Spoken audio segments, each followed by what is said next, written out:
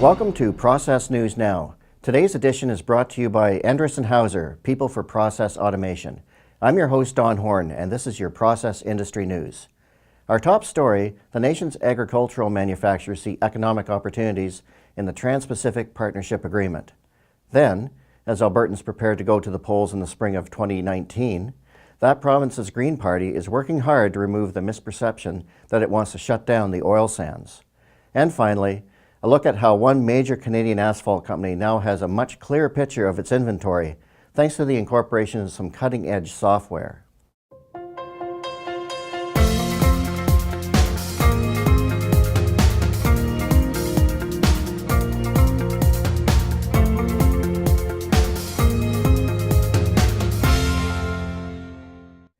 Canada's agricultural manufacturers are applauding the federal government for the passage of Bill C-79 at second reading, legislation that will pave the way to ratifying the Trans-Pacific Partnership.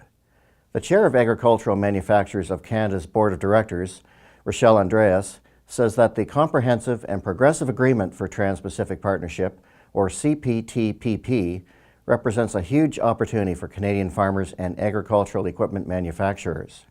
It is estimated that short-line manufacturers employ approximately 12,000 people, primarily in communities of less than 10,000 in Canada.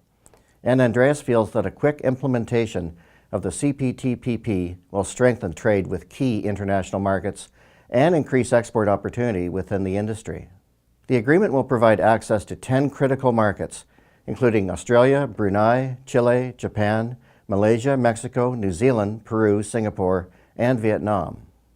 Kermit the Frog sang, "It's not easy being green," and those running under the Green Party banner in Alberta can relate.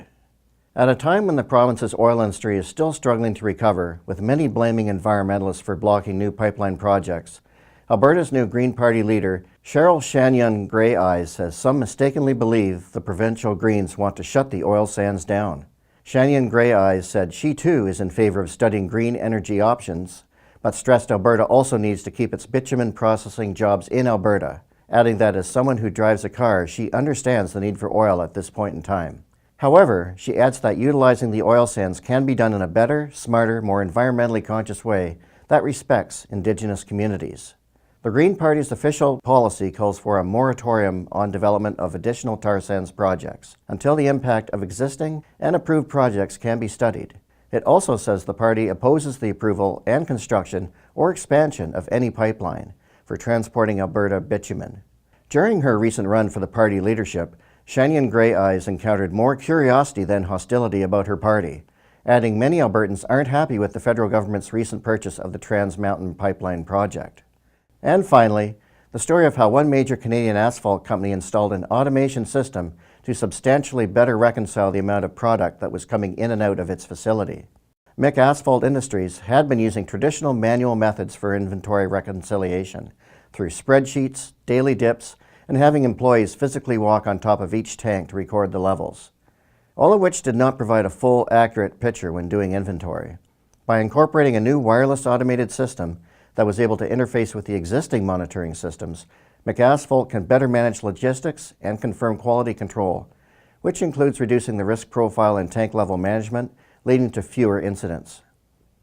According to Spencer Segula, the project engineer at MacAsphalt Industries, it has removed a lot of the pressure of trying to make heads or tails of inaccurate inventory reconciliation data, while at the same time lowering the overall risk associated with tank level management. This is Annex Business Media's Niche TV. Thanks again to our sponsor, Endress & Hauser, People for Process Automation. And make sure to look in the October issue of IPPT magazine for the full story on how MacAsphalt improved its product storage and distribution through a new approach to tank level monitoring. I'm Don Horne. See you next time.